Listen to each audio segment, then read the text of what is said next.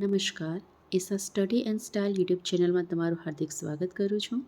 જો તમે આ વિડીયો ફર્સ્ટ ટાઈમ જોઈ રહ્યા હોય તો ચેનલને લાઇક, શેર અને સબસ્ક્રાઈબ કરવાનું ના ભૂલશો. તો આજે આપણે ઇંગ્લિશ સ્ટાન્ડર્ડ 6 યુનિટ નંબર 4 રીડિંગમાં એક સરસ મજાની સ્ટોરીનો અભ્યાસ કરવાનો છે. સ્ટોરીનું નામ છે ધ રિયલ કમ્પેનિયન, એટલે કે ખરો સાથીદાર, મારો ખરો સાથીદાર. તો ચાલો આપણે સ્ટોરી ભણીએ. A new school building was constructed in a village named Sitapur, એટલે કે સીતાપુર નામના એક ગામમાં શાળાની એક નવી ઇમારત બંધાઈ. It was really a nice school. તે ખરેખર સરસ શાળા હતી.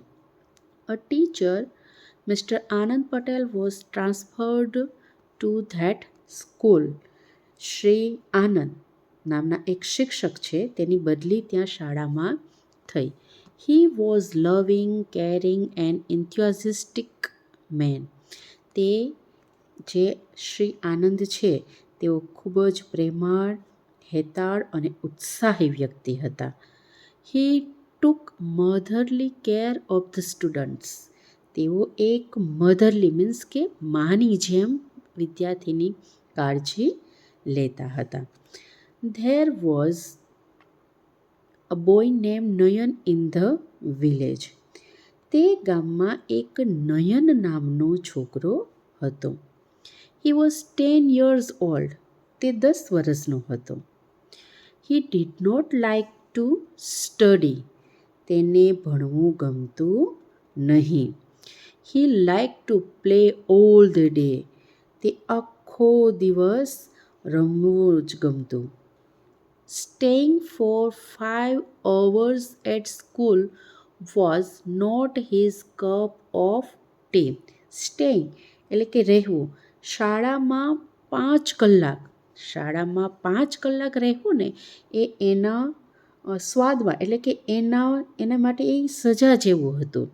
એના માટે એ શાળામાં 5 કલાક રહેવું એ સજા જેવું હતું. સો તેથી he rarely went to the school. તેથી તે ભાગ્યે જ શાળાએ જતો. Mr. Anand decided to educate all the children of the village. પણ શ્રી આનંદ હતા એ ગામના બધા જ બાળકોને શિક્ષણ આપવું એવું એણે નક્કી કર્યું હતું. So he noticed Nayan absent and decide to meet him. એણે જોયું, તેથી તેણે શું જોયું કે નયન છે એ ગેરહાજર રહી છે અને એણે એને મળવાનું નક્કી કર્યું. Once he visited Nayan's home. એકવાર તેણે નયનની ઘરની મુલાકાત લીધી. He asked his parents about his absence. તેમણે તેના માતા પિતા સાથે તેની ગેરહાજરી વિશે પૂછ્યું. They told everything about his dislike for study. તે લોકોએ, એના માતા પિતાએ અભ્યાસમાં નયનની અણગમા વિશે તેમને બધું જ કહ્યું. So the teacher returned sadly. તેથી શિક્ષક છે એ એકદમ ઉદાસ થઈને પાછા ફરે છે. Next day he decide to make a greater effort. અને બીજે દિવસે તેમણે ગ્રેટર એફર્ટ મીન્સ વધુ પ્રયત્ન કરવાનું નક્કી કર્યું. He went to his home again. તેઓ ફરીથી નયનના ઘરે ગયા. નયન ગ્રીટેડ હિમ. નયને તેમને આવકાર્યા. Mister Anand says, let's go to school Nayan. Mister આનંદે કહ્યું, નયન, ચાલ નયન સ્કૂલે જઈએ. Nayan says, no sir, I do not like to there. ના સર, મને ત્યાં જવું ગમતું નથી. Mister Anand said, see, you will enjoy games and songs with your friends. Mister આનંદે કહ્યું કે જો તું તારા મિત્રો સાથે રમતો અને ગીતો માણીશ તો નવી વસ્તુ શીખીશ. You will learn new things. નવી વસ્તુ શીખીશ. Nayan says, no no no, I will not come. ના ના ના, મારે નહીં આવવું. He run inside his home. અને ઘરમાં પાછો દોડીને જતો રહ્યો. Mister Anand went to the school alone. અને ફરી પાછા મિસ્ટર આનંદ છે એ ઘરે એકલા શાળાએ એકલા ગયા. Then it was Mr. Anand's routine work to call Nayan for school, and Nayan was dining and making excuse. એટલે કે then it was Mr. Anand routine. આ હતો એ મિસ્ટર આનંદનું રૂટીન બની ગયું હતું, એટલે રોજનો ક્રમ થઈ ગયો. અને નયનને ના પાડવાનું એટલે ડેની ના પાડે અને એક્સક્યુઝ કોઈ પણ બહાનું કાઢતો. નયન સ્કૂલે આવવા માટે ના પાડતો અને કોઈ પણ બહાનું કાઢી રાખતો. આફ્ટર સમ ડેઝ એટલે કે થોડા સમય પછી mister Anand started playing with Nayan at Nayan's home after the school hour. થોડા સમય પછી જ મિસ્ટર આનંદે નયન સાથે તેના ઘરે જ નયન સાથે રમવાનું શરૂ કર્યું. Nayan also like to play with him. અને નયનને પણ તેમની સાથે રમવું ગમતું. There games went on for few days. આવું થોડા દિવસ માટે ચાલ્યું. થોડા દિવસ માટે સખત આવું ચાલ્યું. Then mister Anand started telling interesting story and asking puzzle. પછી મિસ્ટર આનંદે એને સરસ મજાની રસપ્રદ આવે એવી વાર્તાઓ કહેવાનું અને કોયડા પૂછવાનું શરૂ કર્યું. Nayan found a real friend in mister Anand. અને નયને એનો એક સાચો સાથીદાર મિસ્ટર આનંદમાં એને એક સાચો મિત્ર મળ્યો. They bonding become strong day by day. કે તેમની બોન્ડિંગ એટલે કે તેમનો સંબંધ દિવસે ને દિવસે તેમનો સંબંધ વધુ ને વધુ ગાઢ એટલે કે સ્ટ્રોંગ બનતો ગયો, ગાઢ બનતો ગયો. Thus, Mr. Anand tried to teach him numbers and reading by play way method. Mister Anand એટલે કે શ્રી આનંદે તેને રમત રમતા રમતા સંખ્યા અને રીડિંગ મીન્સ કે વાંચન શીખવાનો પ્રયત્ન, રમતા રમતા જ એને નંબર એટલે કે સંખ્યા અને વાંચવાનો પ્રયત્ન કરાવ્યો. નયન લાઇક ઇટ. અને નયનને આ ગમ્યું.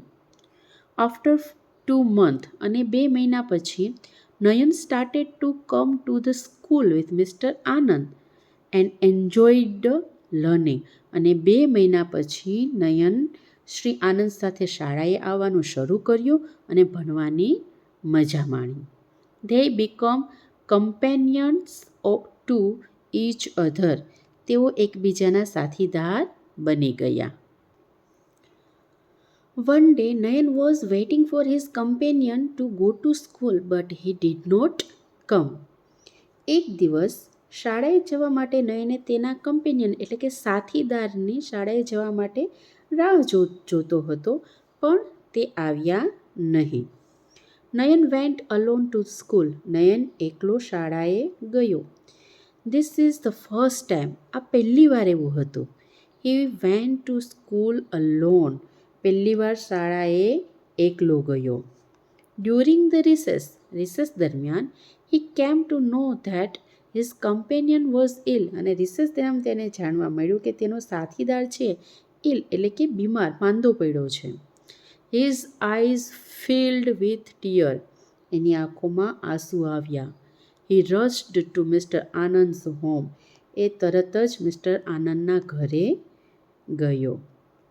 There was no one in Mr. Anand's family to take his care. શ્રીમાન આનંદ હતા એનું ધ્યાન રાખવા માટે એના કુટુંબમાં, આનંદ્સ ફેમિલીમાં એટલે કે એના કુટુંબમાં કોઈ પણ સભ્યો હતા નહીં. He was alone. તેઓ એકલા જ હતા. Nayan called the doctor for his companion and took his care like a family member. નયને ડૉક્ટરને બોલાવ્યા, તેના સાથીદાર માટે એણે ડૉક્ટરને બોલાવ્યા અને એક ફેમિલીના સભ્યની જેમ જ એની કાળજી લીધી. આફ્ટર 5 days 5 દિવસ પછી મિસ્ટર આનંદ ગોટ વેલ. 5 દિવસ થયા એટલે મિસ્ટર આનંદ છે એ સાજા થઈ ગયા. He was able to go to school now. હવે તેઓ શાળાએ જઈ શકતા હતા.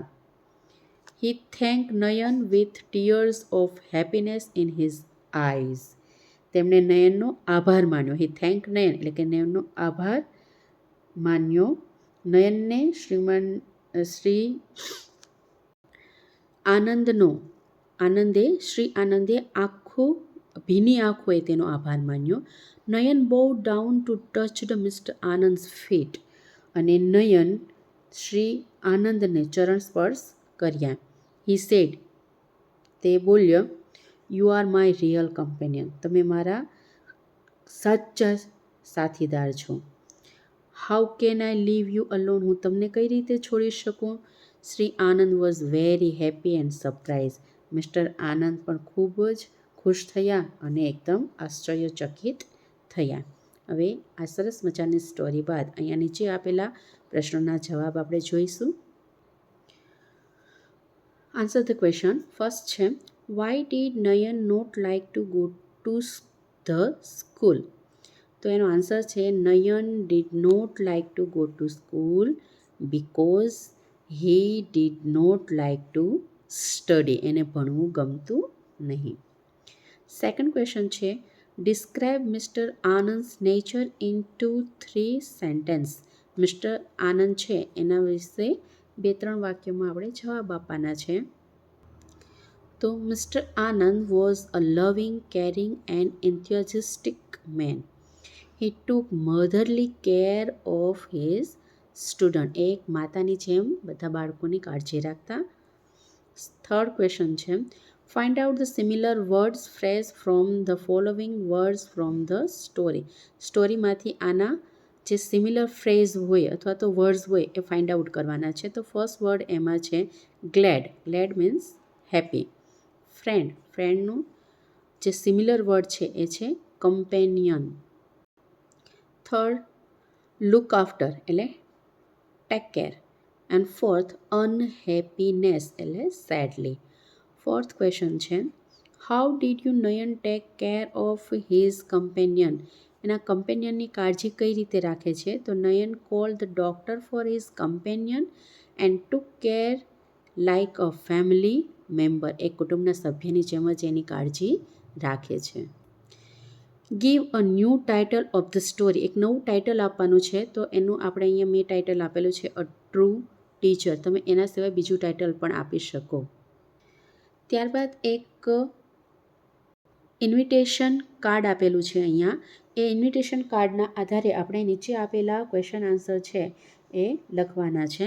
તો એ કાર્ડ જે છે, શ્રી ગણેશાય નમઃ, you are invited to the marriage of Suresh Deshmukh and Urvashi ન્યાય December 21, 2024 at 11 o'clock am onwards. Venue Radhekrishna hall near RC road, Shampur.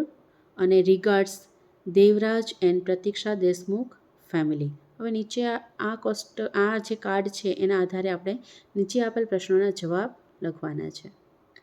First question છે કે what was the date of marriage ceremony. The date of marriage ceremony A was 21 December 2024. What was the bride's name? The bride's name was Urvashi Nyai. Was program held in the morning or evening? The program was held in the morning. Who gave the invitation? તો answer છે Devraj and Pratiksha Deshmukh gave the invitation. Last, where was the marriage function held? The marriage function was held in Radhe Krishna Hall near RC Road, Shampur.